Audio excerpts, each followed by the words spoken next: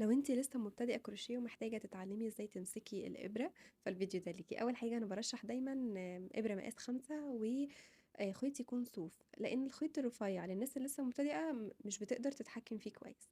أول حاجة بصي، الإبرة بتتمسك بالشكل ده كده زي القلم، ماشي، أو ليها ماسكة تانية. إن أنا بمسكها كده، يعني بخلي الإبرة من تحت وإيدي فوقيها. الطريقة اللي تريح ايدك اشتغلي بيها، دي او دي الاتنين بيأدوا لنفس النتيجة. بس ازاي تريحي ايدك؟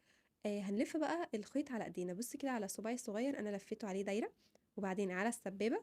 خلاص كده شايفة شكلها عامل ازاي؟ تعالي نعيدها تاني.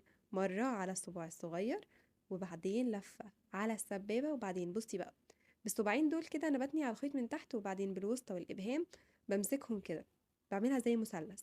وبعدين همسك الابره اهي زي بالطريقه بقى اللي هتريحك، سواء كده او كده. تمام، قلنا ايه الطريقه اللي تريحك اشتغلي بيها. وبعدين هدخل الابره بتاعتي تحت الخيط. بصي ازاي تحت الخيط كده، شايفه؟ وبعدين لفيت الشغل بتاعي او الخيط بتاعي 360 درجه، رجعت الابره لمكانها تاني. وبعدين لفيت لفه على الابره.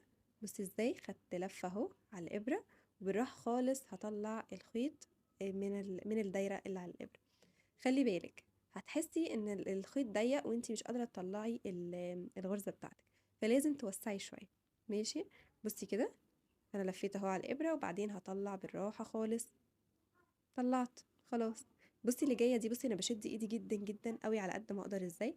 بصي بقى لما اجي اخرج الخيط بره او الابره بقت اصغر، بقى سوري، الابره بقت اكبر من الدايره نفسها، فعمرها ما هتخرج براها. هتخرج ازاي؟ فعشان كده لو انت بداتي وواجهتي المشكله دي، فده معناه ان انت شاده ايدك.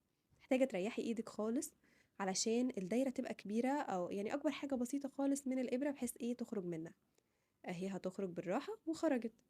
يبقى انا محتاجه ان انا اكبر الدايره، ما اكبرهاش لدرجه يكون في فراغ، ولا اصغرها لدرجه ان الابره ما تخرجش منها. بسيب لنفسي بس مساحه صغيره، واريح ايدي وانا شغاله، وبعدين اسحب الخيط مره كمان. انا مريحه ايدي خالص، وبعدين لفيت الخيط على الابره، وبعدين خرجته بره الدايره اللي كانت عليها. كملي بقى على كده، ومحتاجه تكرري الكلام ده كتير جدا. وما تزهقيش، يعني حتى لو طلعت السلسله معاكي اول مره وحشه، شكلها مش مظبوط مش حلو، عادي خالص، نفك ونعيد لحد ما تبقى كويس.